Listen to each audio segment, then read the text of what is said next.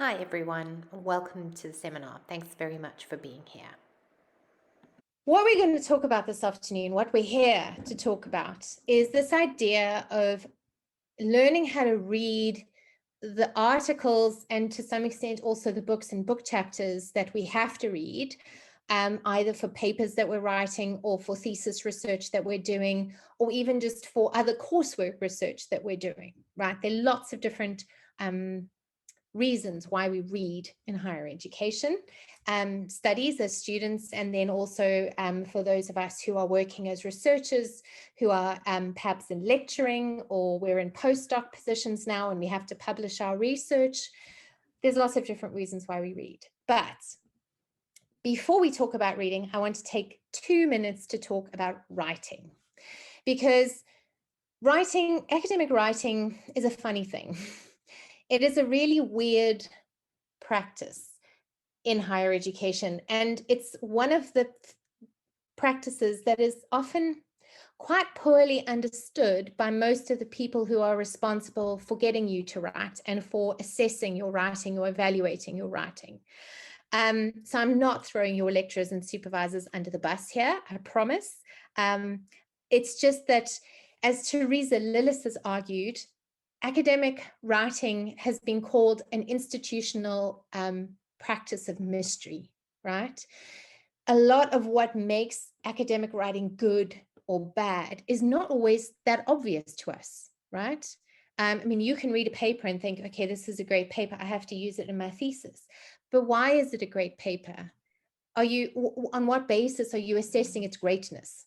So that's part of what we're going to talk about this afternoon. And sometimes that greatness comes from, oh my gosh, these findings are so amazing, they're going to help me support claims I want to make in my paper or my thesis. Sometimes it's, I'm learning so much from this methodology, this is amazing. Often it's content-y kinds of things that make the paper useful to us, right? I mean, that's why we read. We read to learn about what other people in our field are researching and how that can help us with our research. But underneath all of that, and this is what we're really going to focus on this afternoon, underneath all of that are these disciplinary histories, these value systems that are often really invisible and hard to see. Like, for example, why do philosophers structure their arguments in such a seemingly arcane or particular kind of way? Why do literary critics write in a particular kind of way? Why do sociologists write the way they do? Why do physicists write the way they do?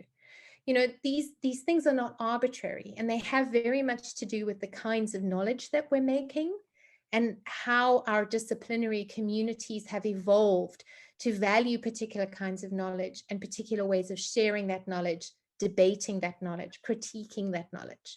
So one of the things that we as readers need to learn how to do, and as writers, is to understand that this is a little bit of a code that we have to crack. There are rules to the game that you are playing, whether that game is sociology or medicine or history or physiology or sports science or whatever field that you're working in.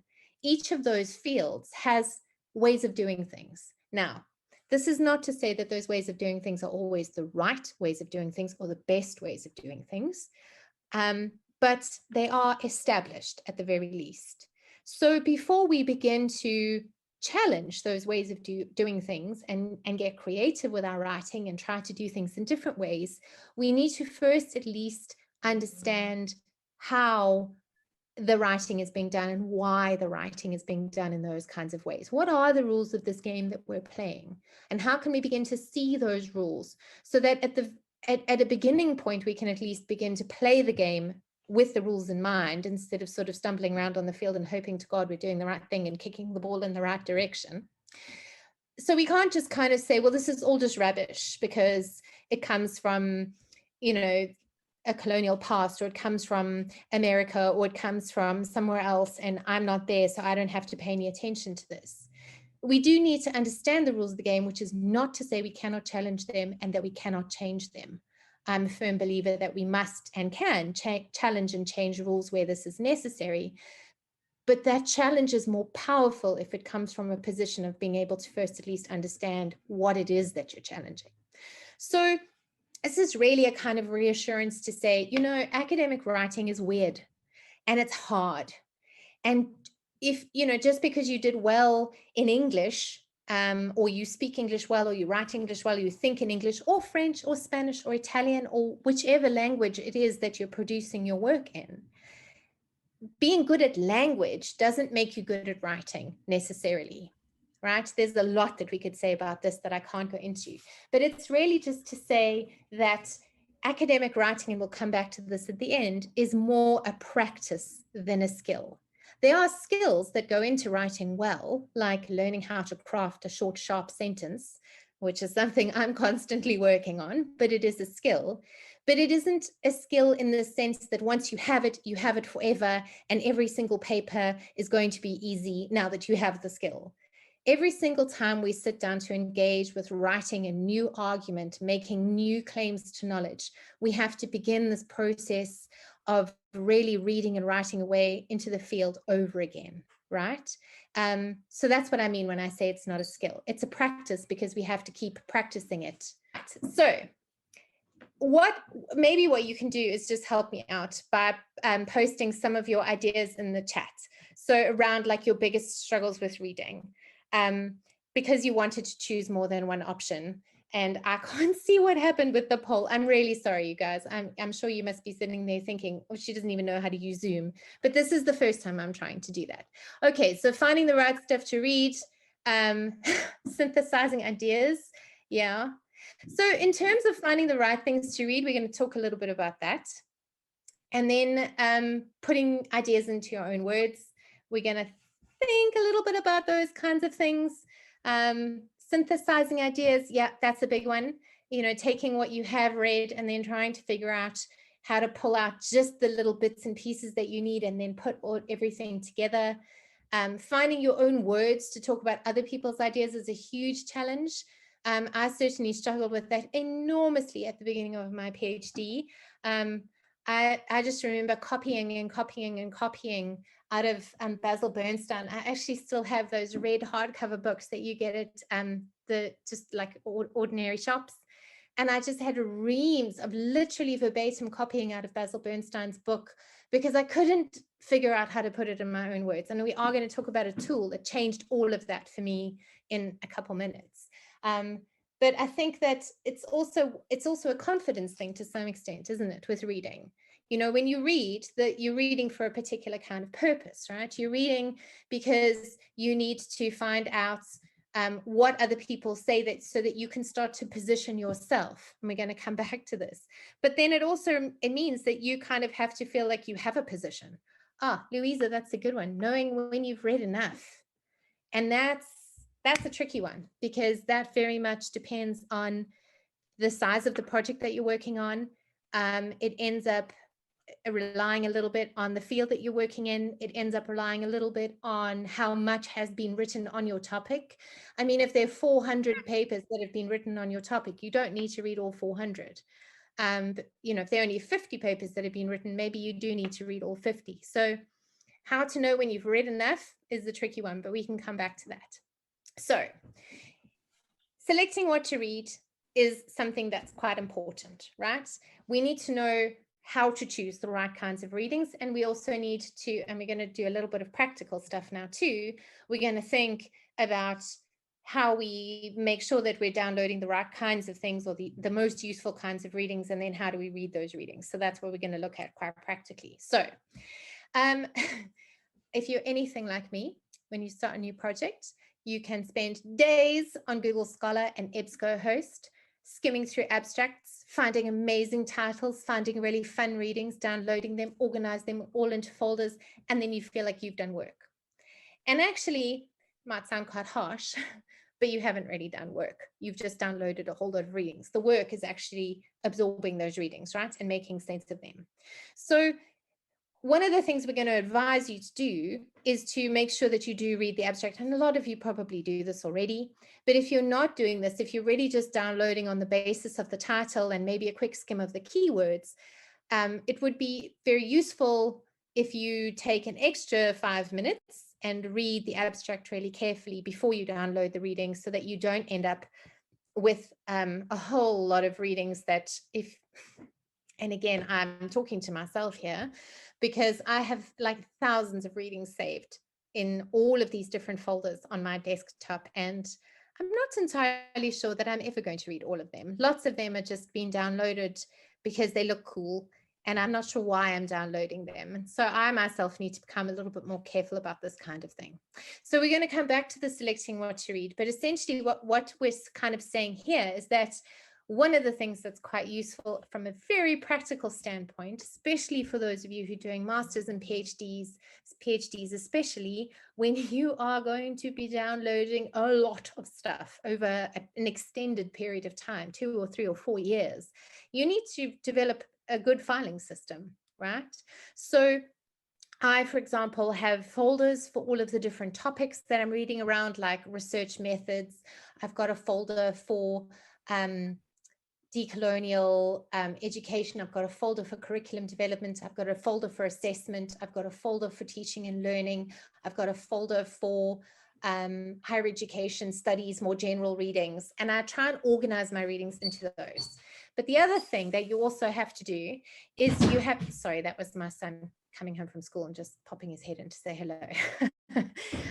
What you also have to do is you obviously have to save them with useful names, right?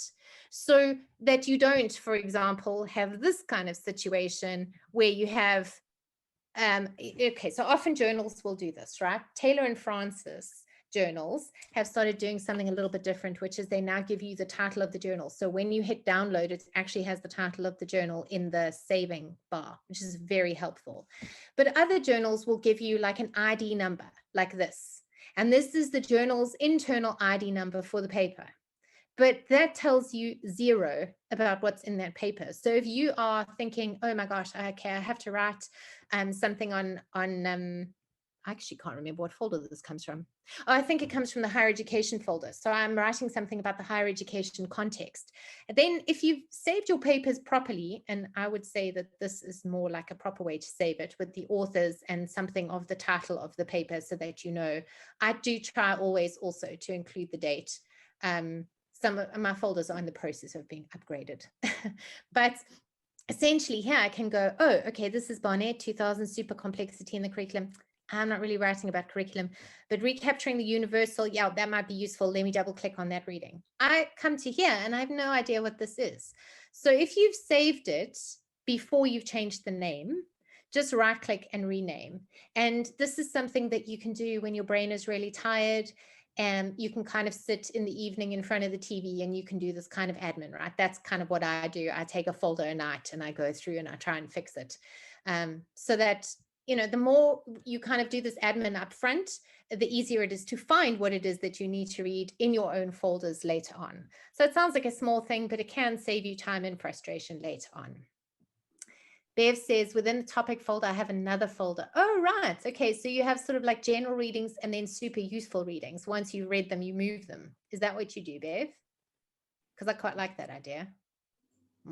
Yes, that is exactly what I do. But in other words, if I keep a topic, I'm just going to use your one of higher education. Within that one, I'll have general readings to do with higher education, but ones that I have found particularly useful and have probably highlighted to death. I place it into okay. Yes, I do that too. Okay, because I've got a whole bunch of readings that I've highlighted to death because they're so useful. So I should probably have, these are the most useful 20 readings out of the folder of 90 papers that you've downloaded. And then maybe what I can do is use that to whittle out the papers I don't need anymore. Okay, yes, as Joshua, as you say, Mendeley is a really nice way to build up a database. So those of you who quite like, using technology, I am going to probably out myself horribly here by saying that I don't use any of this. I'm very old school. I do lots of things manually. I do have Mendeley. I have started learning how to use Mendeley, but I haven't mastered it yet.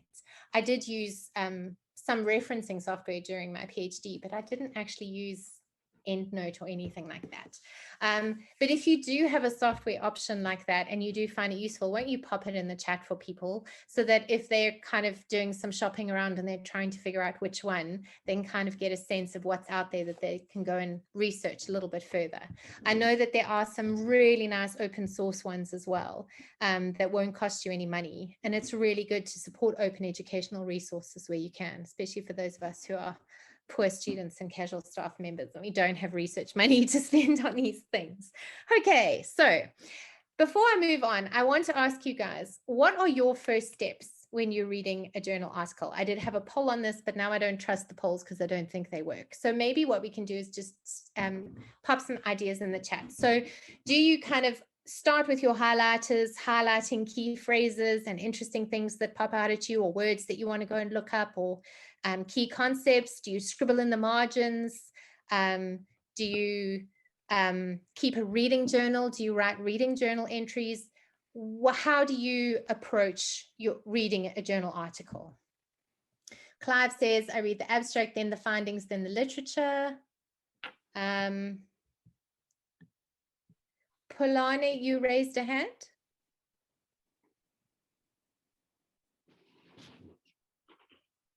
Do you want to jump in?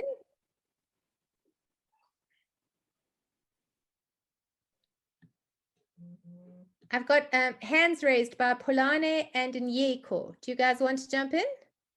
Yes. Hi. Me, when I read an article, I start with I look at if the article is related to my topic first. Okay, but how do you do that? I'm reading the title, and then after the title, I'm reading the abstract and the introduction. And then after the introduction, I'm not reading the whole of the introduction. Sometimes the abstract can tell you what is happening. And then when you read the introduction, first line up to 5 lines, you will also have an idea of what is happening here. And then I rush to the conclusion to read the conclusion. Okay, that's a good, yeah, so that's being echoed in the chat. Thank you. Offense says, is it offense? No, I'm sorry, I've gone too far. Oh yes, offense says keywords, abstract, skim results, and method, and then try and see if I want to read the whole thing. So a lot of people are saying that. And Tlanganisa also says, I check the year published. And that's something we will come back to at the end. So remind me if I forget. So a lot of you are kind of going, good, read abstract first. Now I want to ask you, how do you guys make notes? Do you scribble in the margins and highlight things?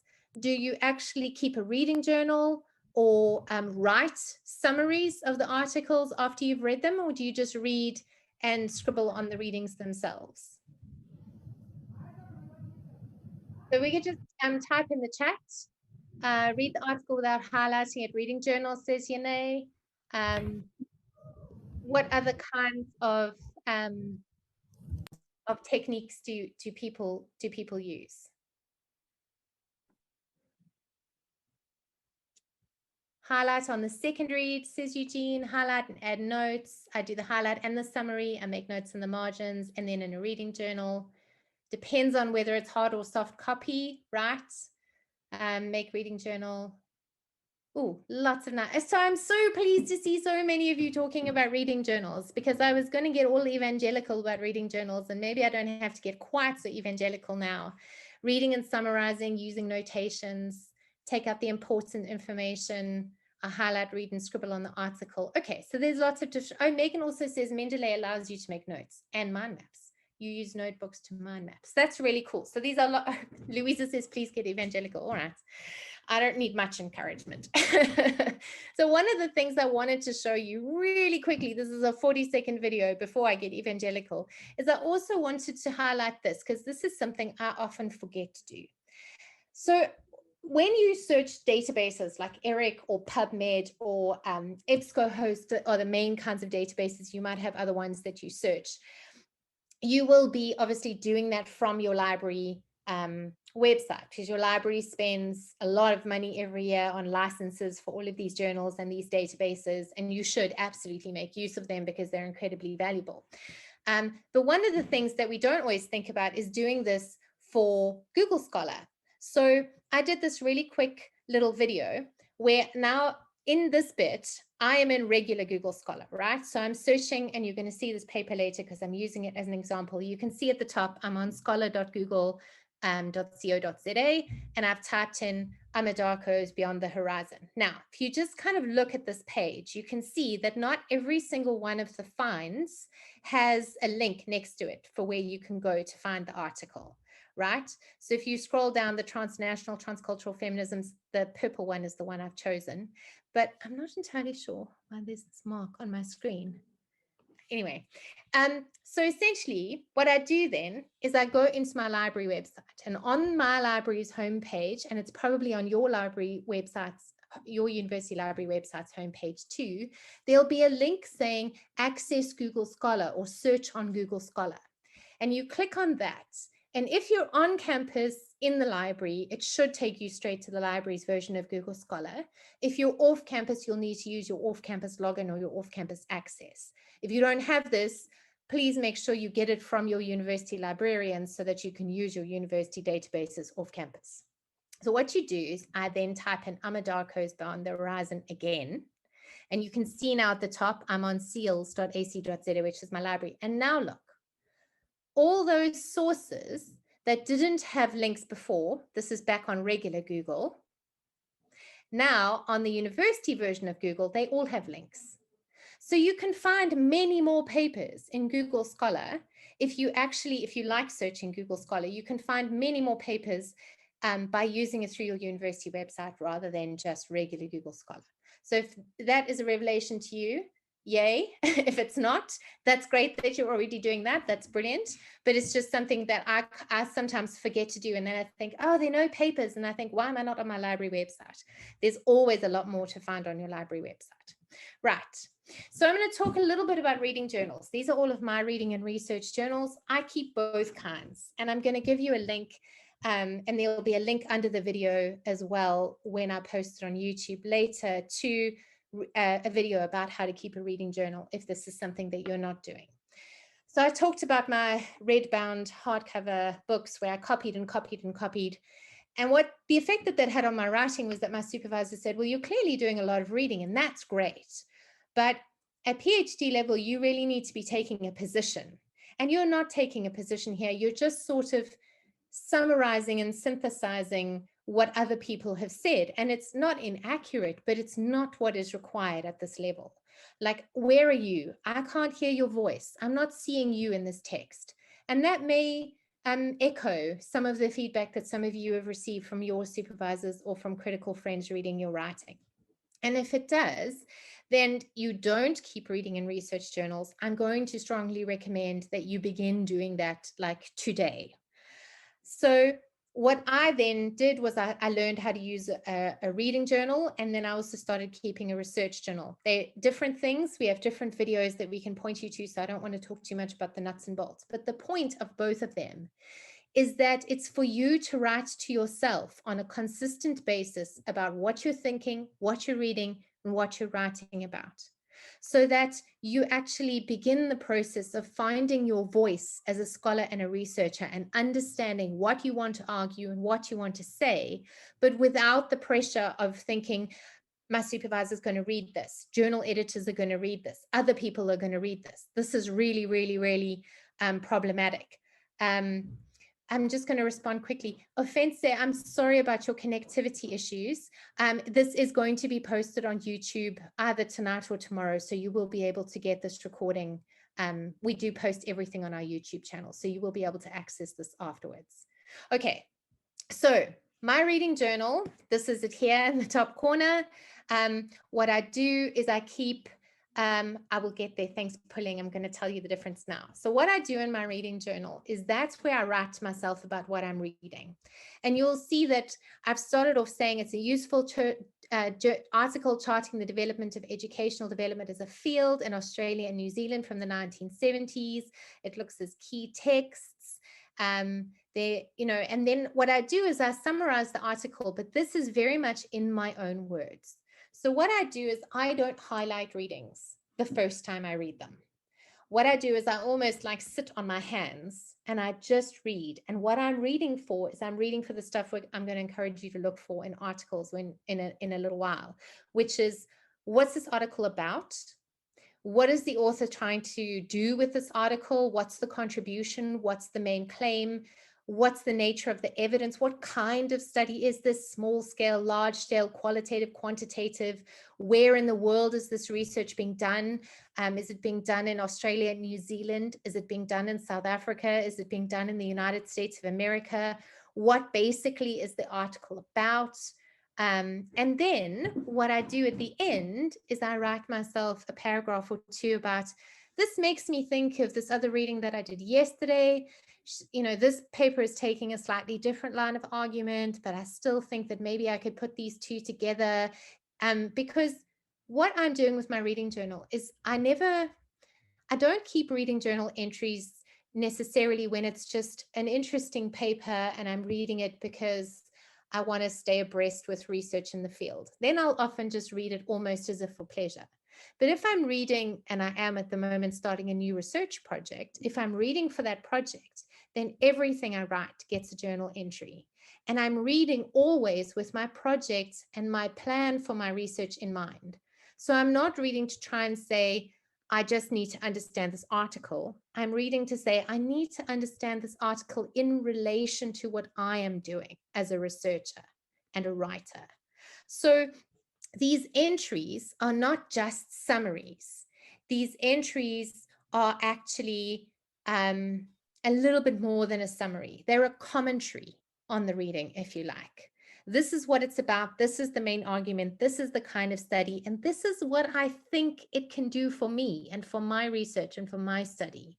This is what I think I can get from this reading. So that's quite important, right? The research journal is a little bif different. The research journal is really where I would write, for example, just brainwaves that I have. So if I'm kind of washing this often comes to me when I'm washing the dishes or walking the dog.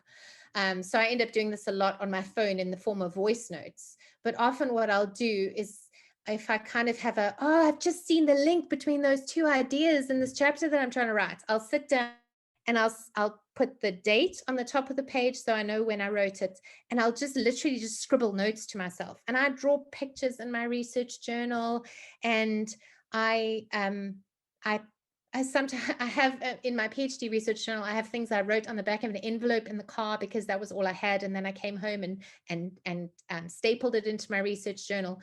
So my research journal is different. It has nothing to do with directly about the reading that I'm doing. It's more me talking to myself about bits and pieces of my research, insights I've had about my theory, thoughts about a supervision meeting that I've had.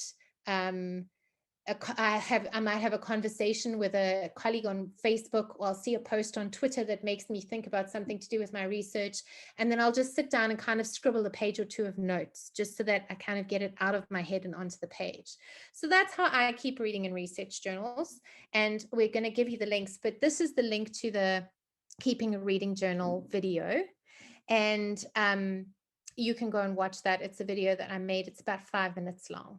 And this whole website, Enhancing Postgraduate Environments, is materials and videos made particularly for postgraduate students. Right. So without going into this too much, one of the things I think those of you who've moved from undergraduate to postgraduate will already have realized, either very consciously or quite unconsciously, is that it's a whole different way of thinking about reading and writing, right? The research into this tells us that a lot of undergraduate reading and writing is very focused on acquiring and comprehending existing knowledge, and then using your writing activities to show your lecturers that you know stuff. Right? You know theory, and you know how to apply theory, and you know particular concepts, you know particular procedures, you know particular ways of setting things out and doing particular kinds of tasks, like writing a legal opinion or a head of argument, or, you know, writing a financial statement or something like that. But the shift to postgrad, and it's often a shift that is not made completely obvious and overt and clear to students, is that you cannot actually go, you can't carry on like this. You're not required anymore to acquire and comprehend existing knowledge. You're required now to build on that base by contributing to existing knowledge with new knowledge, right? You are required to take a position, to have a thesis, which another meaning for thesis is related to taking a position, making an argument, having something to say, and especially for those of you who are working at doctoral and postdoctoral levels, something to say that is original and new, that the field hasn't quite heard yet, right? This is less of a requirement at master's and honors level, but the requirement is still for you to shift from summarizing and synthesizing other people's arguments to using what other people have said to make your own arguments. And that can be not only an intellectual or mental shift, it can also be a psychological and emotional shift. I've worked with a lot of writers over the years writing out of their theses for publication. And one of the things they always say is, but who am I really to say I have an argument? I mean, I'm just a master's student. I'm just a PhD student. You're not just anything. You are a master's student or a PhD student or even an honors student, or perhaps now a postdoctoral or early career scholar, and you've done some research. And that research deserves to be out in the world. You deserve to be able to share that with your field.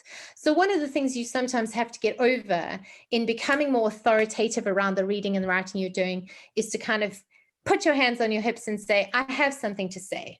And I'm going to find a way to say it. And I'm not going to let the mean voices in my head tell me that I don't have anything to say. So what we're going to look at now then, obviously, is reading for structure. So one of the things, like I said at the beginning, that we read for is the stuff, right?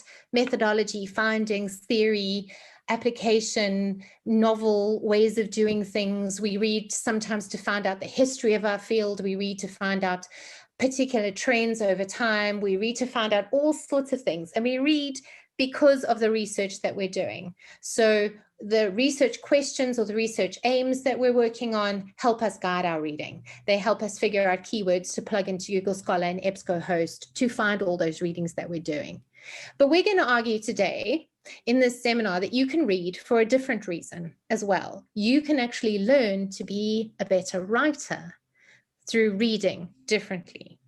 So the first time you do a reading, you will do the kind of summarize, maybe do a bit of highlighting and scribbling in the margin, and then write a reading journal entry where you summarize the reading for yourself and as much as you can in your own words.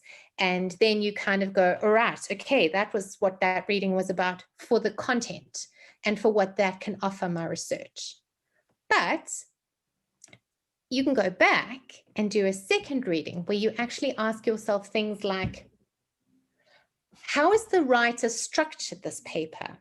How have they made their argument? What steps have they taken in making this argument? Did I like this reading as a reader? For me, was this a pleasurable experience, or was it really hard to read this paper? And was it hard because it was tough subject matter, like I was reading Pierre Bourdieu or Michel Foucault, which is just going to be difficult because they are difficult theorists? Or was it tough because of something to do with the structure? Did the writer use lots of really obtuse words or long sentences? You know, does that kind of thing put me off? And then you can kind of say, well, if I don't want to put readers off, that's something I can learn from my own writing. So if I don't like long sentences, if I don't like reading them, then I should try not to write them. If I don't like it when a writer sort of throws in terminology and words that I don't understand, then I must work harder to explain and contextualize the terminology and the jargon that I'm using so that I explain these things clearly to my readers. And you can also then obviously look at things like what kinds of headings they use. You can look at how they actually unfold their argument, et cetera, et cetera. So we're going to look at a little bit of that now. So before we go on, if you could just write in the chat a little bit more, what do you think an abstract is for? When you read abstracts, what are you trying to get out of them as a reader? Yolisa says it's there to give a reader a glimpse of what the article is about, concise enough to whet the appetite of the reader. Okay. I'm going to take a sip of water while you guys are typing. Overview, contextualize the study, short summary. Yep. A window. I like that. It's a window into the article. Mini version of the paper. Polane, thank you. Yep. The main point of the paper, the contribution of the study to the field. Yes. Donald says the sections included. Yep, we're going to look at that. A baby summary of the paper. I like that. Also to convince the reader that they should download the paper and keep reading the essence of the study. A short story, says Lauren. Yep, these are all really, really nice points. And when you come back, if you come back to watch the video later, some of these things from the chat will be here in this slide. But what we're going to move on to is to think a little bit about what an abstract is doing. And then we're going to look at some abstracts. And then you guys are going to look at the abstract of the paper that you've brought with you. In a sort of alone together small task, right? So this is a really nice way of thinking about it. So those of you who said it's a baby summary, or it's a short story, or it's oh, what did Polane say? Sorry, I'm scrolling up again. It's I've lost it now. A mini version of the paper. Yes, thank you. This is kind of what Kamler and Thompson, Barbara Kamler and Pat Thompson call it. They call it a tiny text, right? Tiny text. And they say that in a good abstract, in a complete abstract, what you have is what a lot of you have been saying in the chat. You have a sort of version of the paper that's in miniature. So the highlights or the main points of the paper are included in the abstract. So it is a summary, but it's a particular kind of summary. It's got a particular structure. And there are 4 basic steps. Now, these steps do not always happen as like 1, 2, 3, 4. And if an abstract doesn't do it in 1, 2, 3, 4, it doesn't make it a bad abstract, because different disciplines, and we're going to see this now in the examples, do abstracts very differently, right? But if you read lots of different abstracts, you should start to see these 4 steps emerging, right? You should start to be able to locate them. And what I'm going to ask you to do in a couple minutes is look at your own paper and analyze the abstract that you've brought with you to see if you can see these 4 steps. So the first step is that often we open an abstract by locating our research within the field, right? So what we, okay, I'm going to come to the chat now. What we do is we kind of give the reader 1 or 2 sentences that just sort of point to what is the conversation that I'm joining, what prior research or what kind of broad problem is my paper connecting with.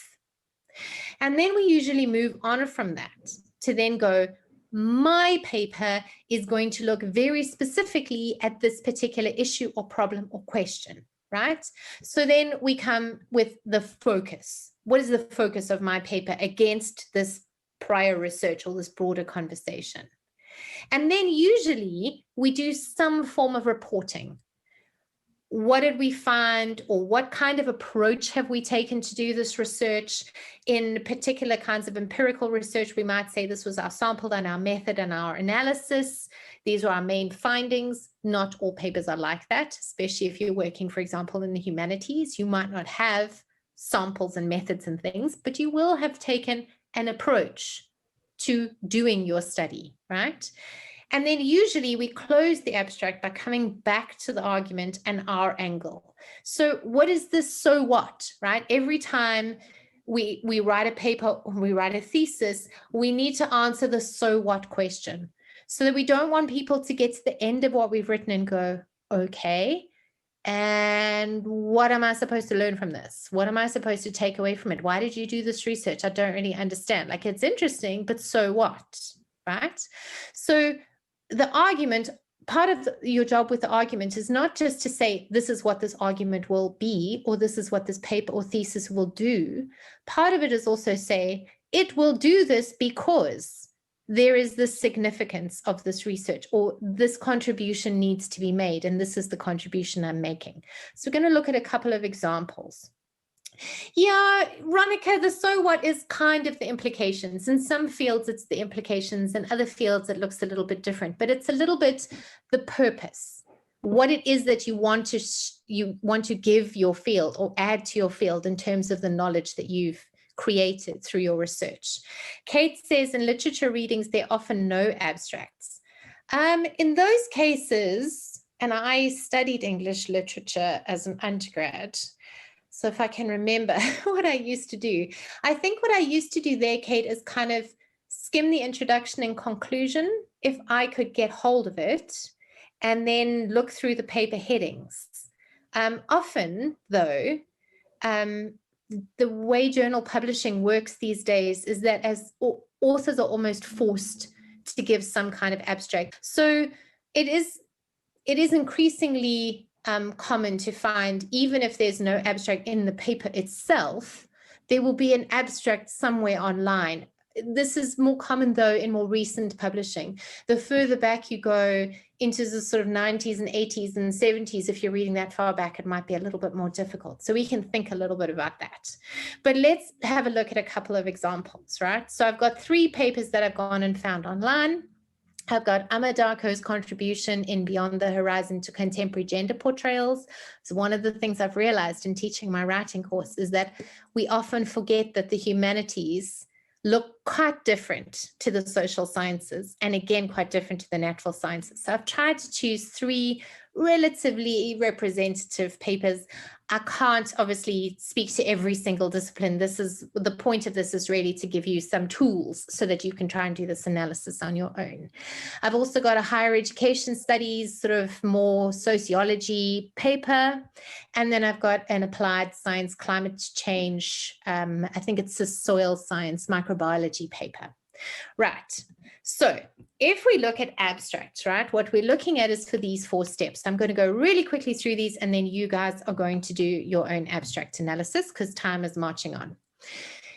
What you can see is a version of these 4 steps. So it starts off by saying the paper tackles a critical issue of an African type of feminism through the novelist Darko's depiction of her male characters, using African cultural values and day-to-day realities in contemporary Ghana. So it's got a little tiny bit of the locate and the focus there.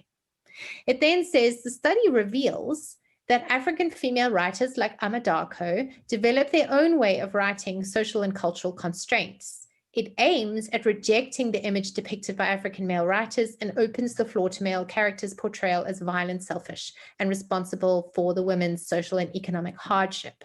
So there they're doing a kind of extended version, if you like, of saying a little bit focus. And I think this is a little bit of a version of reporting. Like this is the approach to the analysis. Like we're coming at it from this angle, right? That we're going to show, like, how does she actually do this? And then they say we demonstrate how Darko attempts to present her African male characters in Beyond the Horizon based on the ideals of female characters in most patriarchal situations in Africa, which is a tiny, tiny little bit of trying to argue. Like we're trying to show how these male characters are portrayed, and we're trying to link it to patriarchal situations in real life in Africa. And then you can see their keywords of violence, struggle, patriarchy, resistance, and African feminism. Okay, so here you've got a different kind of abstract. This is higher education studies, and the author starts by saying, in this article, I seek to reconsider the social and economic purposes of higher education. So she's kind of done the focus straight off the bat. Then she says, it begins with the premise there appears to be a general trend. Such a trend has attracted considerable criticism. So in this article, I argue that for the problem of higher education is not it having an economic role, but it's very narrowly that role is narrowly conceptualized. So she's got a tiny bit of mixing location and focus for me. And then she tells you her report. So this is not a data-driven paper. This is a more conceptual paper using theory. It's a theoretical contribution. So she says, drawing on critical theory, I explore the interrelation of economic and social factors within higher education and the wider society in which it is situated. So she's kind of telling you this is what I'm going to do the study, right? It's a version of report. And then she hits you with the argument. This study, and she uses the word argues, so she gives you a really clear hint, argues for a redefinition of the purposes of higher education to ensure that both universities and workplaces are sites of human creativity, blah, blah, blah. And then you can see, again, the keywords really kind of build on and echo this abstract. And then one more, which is a science paper, which is a much more structured abstract in terms of 1, 2, 3, 4. They start off with locate. Researchers agree climate change factors, warming, modify ecosystems. However, the response of the microbial communities is less predictable. So what they've done is they've done the location in the first 2 sentences, which is often, but not always, where you find it. Then they go on to focus. So we measured the direct and interactive effects of climatic change on fungal and bacterial communities. They tell you that they did this in a multi-factor climate change experiment. Then they report, we found that 1, 2, 3, 4, 5. So here are their findings. This is what they're telling you happened in the study. And then they come back to the argument at the end. Taken together, our results indicate that climate change drivers may cause changes, and these results illustrate the potential for complex community changes in terrestrial ecosystems under climate change scenarios that alter multiple factors simultaneously. So this is a little bit more, I would say, like of a kind of traditional 1, 2, 3, 4. Okay, but you can see just from these 3 abstracts that different papers will do this differently. And that's because to some extent, the purpose of the paper requires that different structure. And also the discipline itself requires that different structure. So what I'd like you to do now is I'm going to stop talking for 5, 6, 7 minutes, 8 minutes maximum. And I'd like you to take out the paper. If you've got it on your hard drive, maximize it now. If you've got it in hard copy in front of you, take it out and see if you can see these 4 moves in your abstract. But I think the thing is really to try and look for these 4 steps. This locate, focus, report, argue, and to look at how your discipline, how typical papers, especially like the kind of paper that you want to write, or the kind of papers that you're reading and using in your studies are doing this, right? Because that's the kind of thing you want to mimic in your own writing. Right, so let's talk a little bit about argument, because this is important to think about a little bit when we come to read. And I'm not going to go into a lot of this because I want to get onto some of the other examples. But academic texts are contributions to knowledge, right? So every paper, every book, every chapter you pick up has an argument, and they often have 2 parts to that argument, right? So the first part of that argument is they kind of say, this is what this paper is going to do. And they often sometimes use words like this paper aims, or this study is going to try to, or this study attempts to. They use those kinds of verbs to kind of indicate their focus, right? But so that's usually where the argument starts. So often you'll see that in the introduction to a paper and then the abstract, where the first part will say, this is the contribution we're going to try and make. And then they'll come around at the end to say, this is why we think this contribution matters. Okay, so those are the 2 parts of making an argument. But they're broken a little bit into the focus of the paper and then the angle of the paper and the contribution that paper is making. So it's sort of like a 2-parter. So the take-home message of the article is often the thing that is the answer to the so what question. It's like, what do I want my reader to really take away with them? And sometimes if we are practitioners and we're writing for other practitioner audiences, that purpose will be quite practical. If we are theorists and we're writing for theoretical purposes, that purpose may be a bit more esoteric. It may be a bit more about a different way of theorizing, or a different way of understanding or seeing a problem in a more conceptual way. If your paper is methodological, it might be about pushing your field forward in terms of how they do the research. Right? So we'll have different papers that we're trying to write, different contributions that we're trying to make, but you will find this argument repeated across the paper in multiple ways, right? Because each paper builds its argument with steps. Each section of the paper, each chapter of your thesis, if for those of you still working on a thesis, is a smaller part of the overall argument, okay? You sometimes will also find readers engaging with counter arguments, and you may find that you are having to do this as well.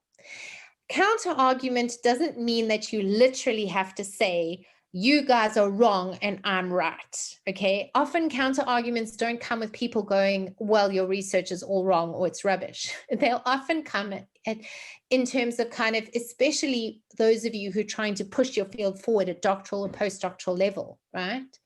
It often comes in the form of people saying, yeah, but you know, this research has already been done. Like, don't we know a lot about soil microbial communities? Don't we know stuff about social justice and education? Don't we know a lot about, you know, African feminism and patriarchy? Like, why do we need another paper on this? Why do we need your research? And often what you have to then do is you have to kind of acknowledge that by saying, while other studies have looked at this from these particular perspectives or angles, my study is going to come at this from this particular angle. That's often how you'll find writers that you're reading dealing with counter arguments. And that's a really useful thing to pay attention to, because when you translate that into your writing, it gives you an extra level of sophistication and engagement with your field. So we're going to look at a couple of quick examples now so that I can show you what this looks like.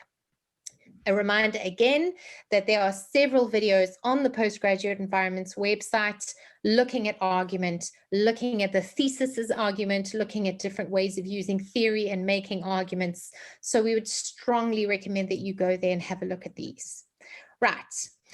But what we have here is we have a quick, before we go into it, a quick indication of like how the argument is often translated into headings. Okay, headings are not arbitrary.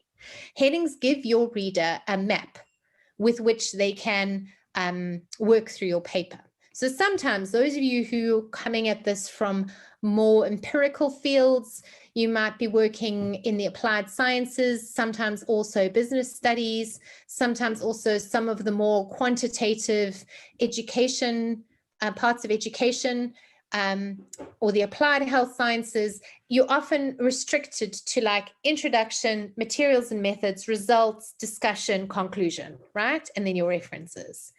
But those of you who are working in literary fields or some of the other humanities, or you're working in some of the social sciences like sociology or political science or education, you might be able to be quite a lot more creative with your headings. And you will have other headings like literature review, like theoretical framework. Maybe you'll have findings instead of results, or findings and discussion. And if you look at the typical papers in your field, you might even see more creative headings. Instead of literature review, they might have understanding the nature of constructive alignment as a heading. But that's still literature that they're looking at, but they're giving it a more descriptive heading. So you need to look at the headings in your field and see, how do they do this, right? So when we build our reading lists and when we start putting things together and we start figuring out how our different readings are talking to one another, how we need to make the reading that we're doing speak to the particular point of our research, what we start finding is that what we have is a whole lot of evidence.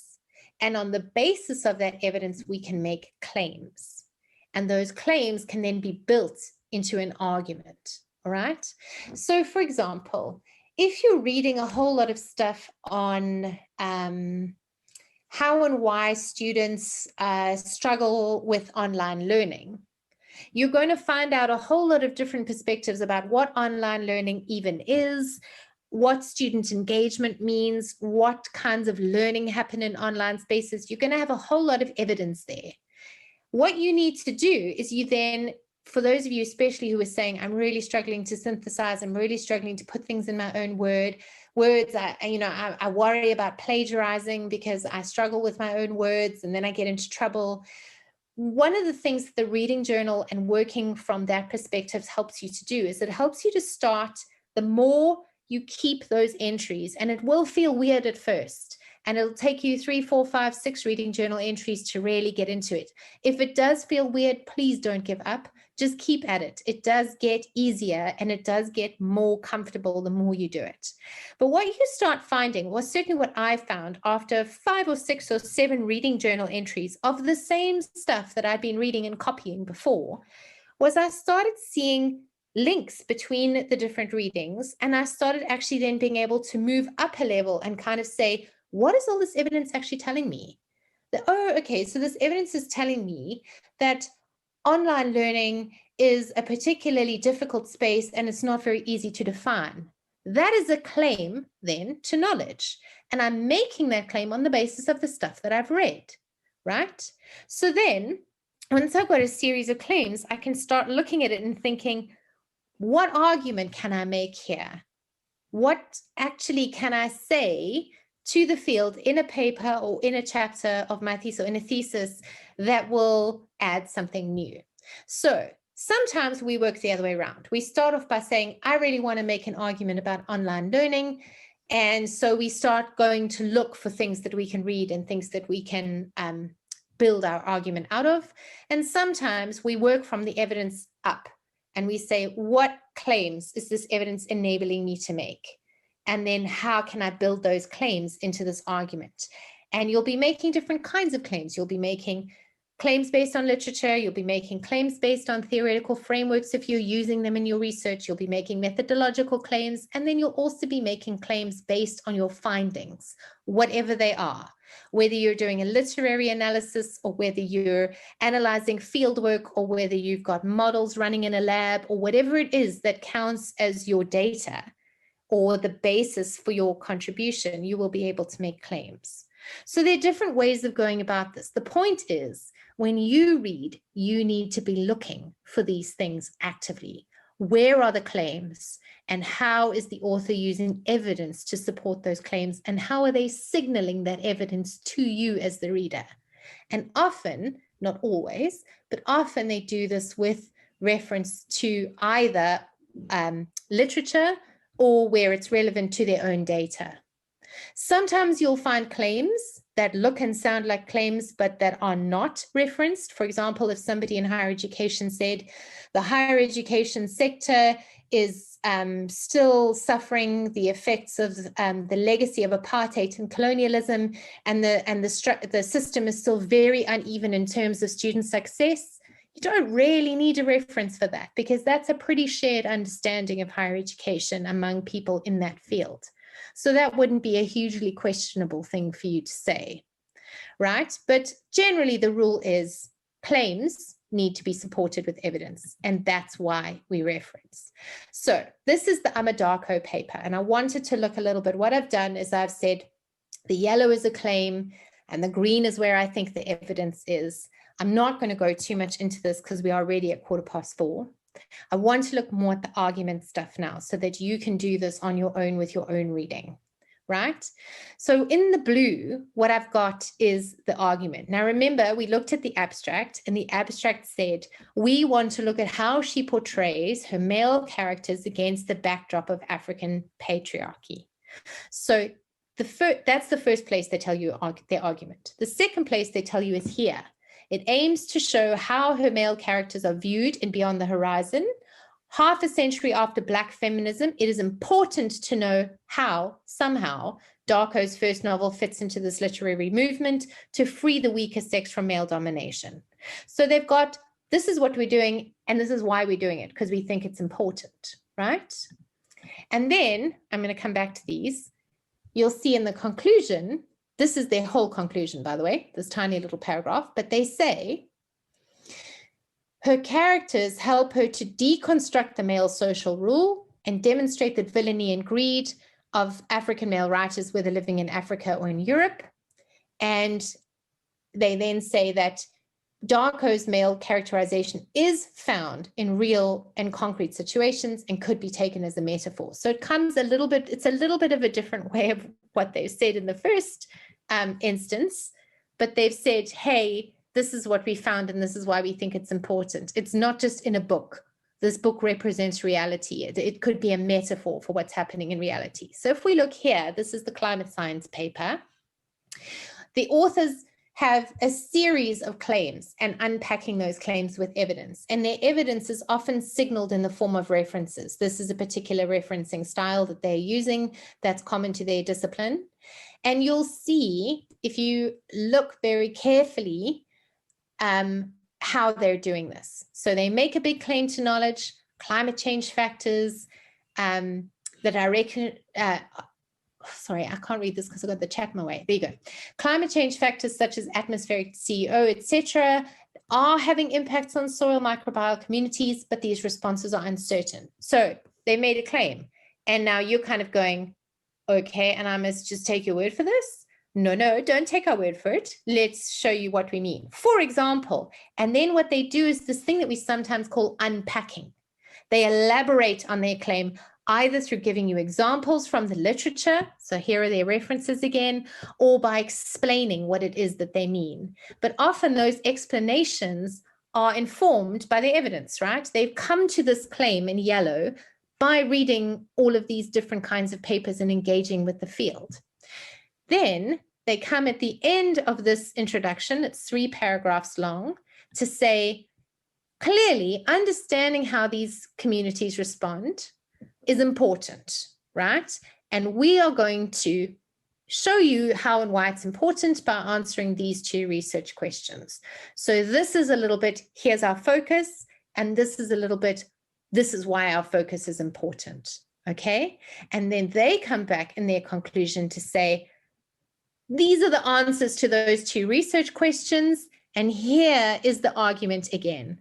We need to understand more about the physiology and ecology of these different dominant and responsive soil community members, because we have to understand how they will be affected by climatic change, right?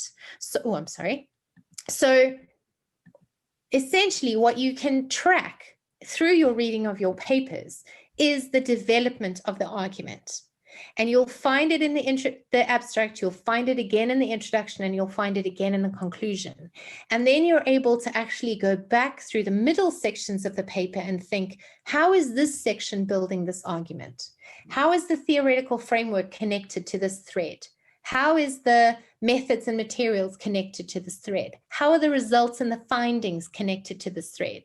Because this tool, the argument, is a tool that enables you as a writer to make selections about what you include in the paper, right?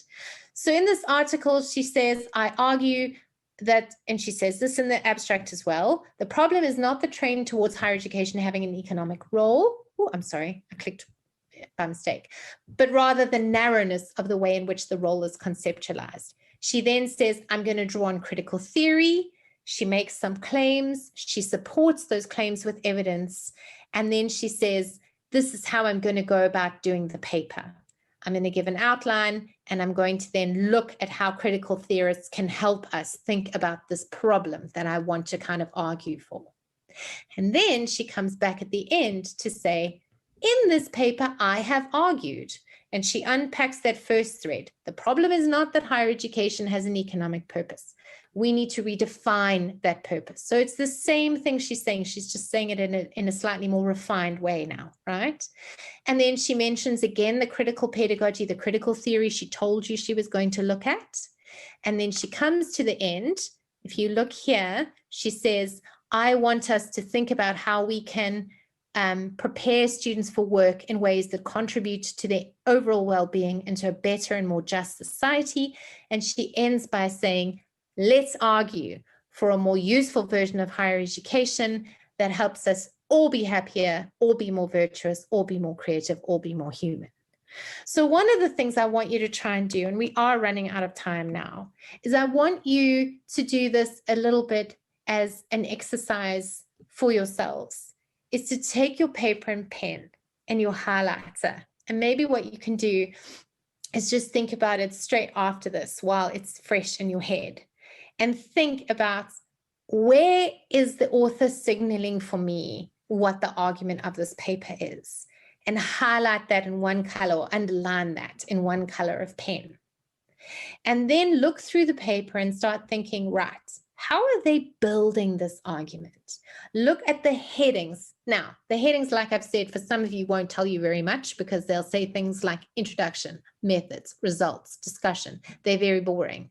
But in the papers, well, not boring necessarily. They're very basic. They're very sort of descriptive on a very basic level. And you don't really have a lot of room to play around in those fields, right? Because they don't let you do that. The journals that you're writing in, thanks, Barnesh, the journals that you're writing in will dictate to some extent the headings. But in the journals where they don't dictate those, you will find the authors being a little bit more creative. So look at the headings carefully as well. Don't skip over those like I sometimes do. Look at what the headings are signaling will be the structure of the paper. And then start looking very carefully, almost forensically, at how the authors are tracing this golden thread. So this is one of the things I do when I read. I now actually look at the abstract and the introduction and the conclusion, and I track that argument. And then I go, right, that's the golden thread. That's where this paper is trying to go. And then what I do when I read is I sort of think, I don't do this all the time, right? At the moment, because I'm switching fields very slightly and I'm starting to write for more gender studies journals and less education journals, I'm actually doing this work with the journals that I'm trying to write for because they do have a very different way of expressing knowledge than the journals I'm used to publishing in. I don't always do this. If you are writing in a field that you're very comfortable and familiar with, you won't need to do this so much. But if you are new to publishing, if you're trying to publish for the first or second or third time, it is worth doing this kind of work to find the golden thread and then to kind of look at how that golden thread is unpacked section by section. And then to start really thinking about what appeals to you as a reader. What are the things about the papers you're reading that you really like and enjoy? And how can you then adapt or mimic that style? And now mimicry, I just want to say really quickly, is not plagiarism. Mimicry is more about saying, I really like this writer's voice. I really like how they support their claims. Sim asked a question earlier about saying, is it a problem to be too subjective, to say I? That's a complicated question to answer, Sim. You are more than welcome to email me and ask me this question and we can have this conversation offline. But in some fields, you are allowed to say I argue that. I think it's really important that we pay attention to these things. You need to be very careful about how you then back yourself up with evidence so it doesn't just sound like you're writing a whole bunch of your own opinions. Some of you sitting here will go, oh, I'm not allowed to use the word I at all. And that might be because your discipline has a more objective stance around knowledge, right? So you might be using the second or third person. The second person is when you say you're, like you would want to think about this, you being a generic you, not a personal you. And third person is when you say the researcher, the study, the bottle of water was picked up. That's the third person, right? I picked up the bottle of water is the first person. And so that's not arbitrary again. That's very much, as a writer, are you allowed to put yourself into the text? Often if we're doing qualitative work, we put ourselves into the text because that's more ethical. If you're doing quantitative work, you often don't put yourself in the text because of the nature of the knowledge. These are the kinds of things you need to start paying attention to in the readings that you're trying to model your writing after or that are influencing. Yes, Mabisa says in economics, we use the third person, often because economics is also slightly more aligned with that objective knowledge. It's not about what you think, it's about what the data shows. And so you give the data the voice, and that's a third person voice, not a first person voice. So there are different ways of doing this. So some final points before we close. Choosing what to read, knowing when we've read enough. One of the things I use to come back to your question about how do I know when I've read enough is this idea of saturation, right? So if I'm reading, and the more I read, the more I start finding the same names coming up, the same ideas coming up, I'm not really seeing very much new, then I kind of think about this particular topic, I've read enough.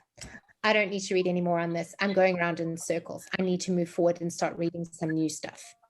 But if you're still finding new perspectives, new things that you can engage with, then maybe you haven't read enough yet, and maybe you need to keep going with the reading.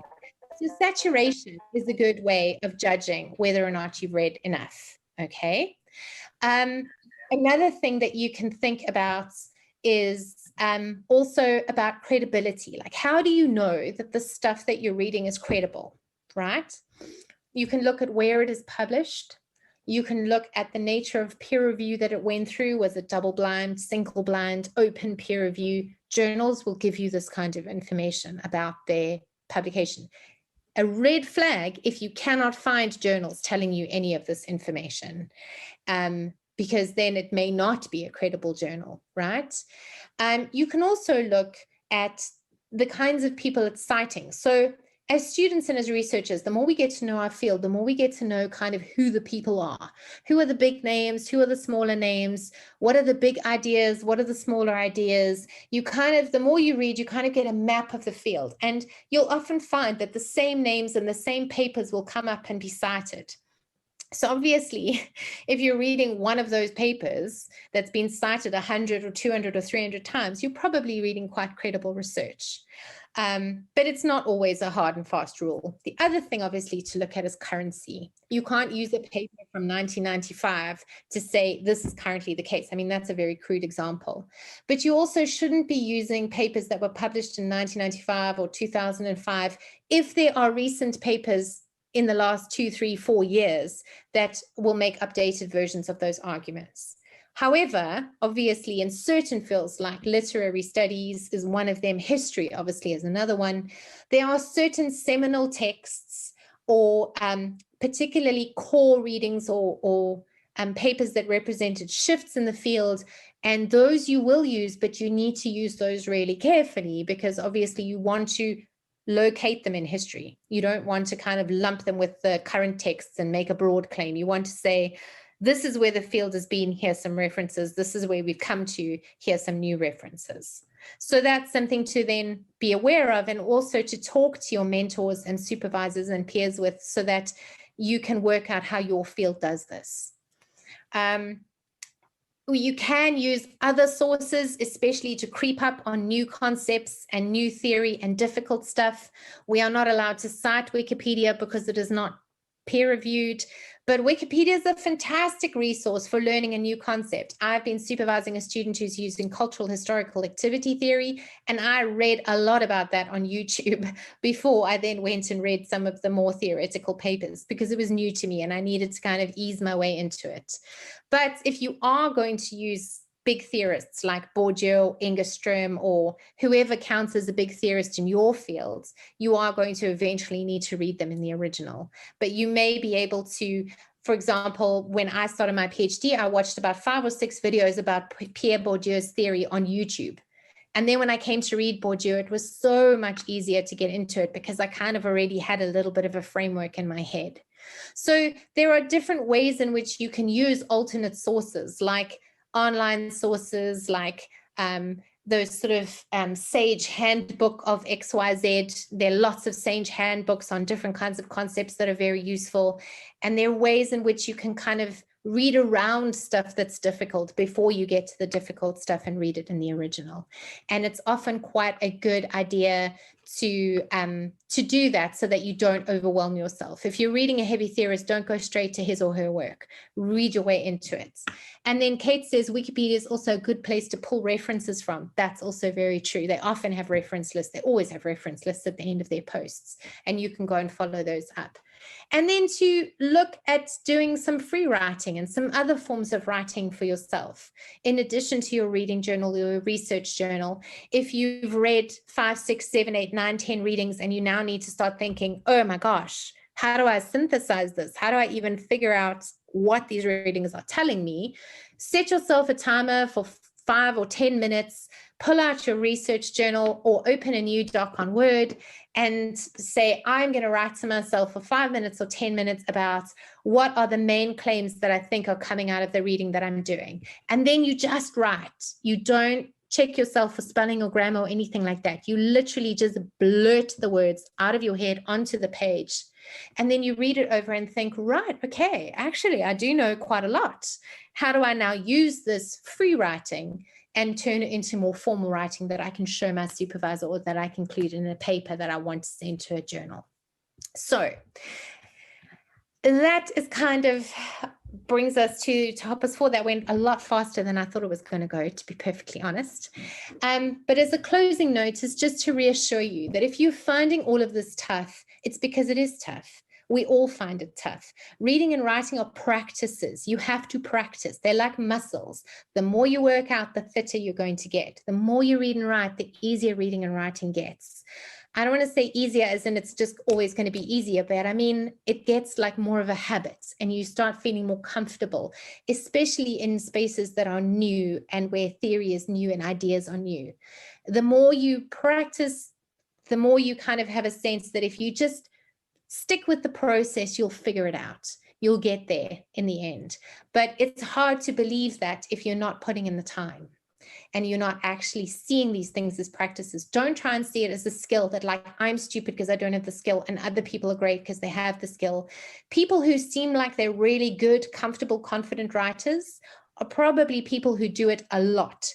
They scribble in their research journal often, they keep a reading journal, they talk to other people about their work, they join seminars, they post stuff on Twitter. They're thinking and reading and writing all the time in different ways. And that helps you to become more comfortable and more confident. So this is really just an encouragement to try and find different ways in which you can share your ideas and to kind of keep at it. Even if you can just do half an hour on a bad day, it's going to help you keep in touch with your reading and writing, and it's going to help you feel a little bit more like you've got your hands on the wheel.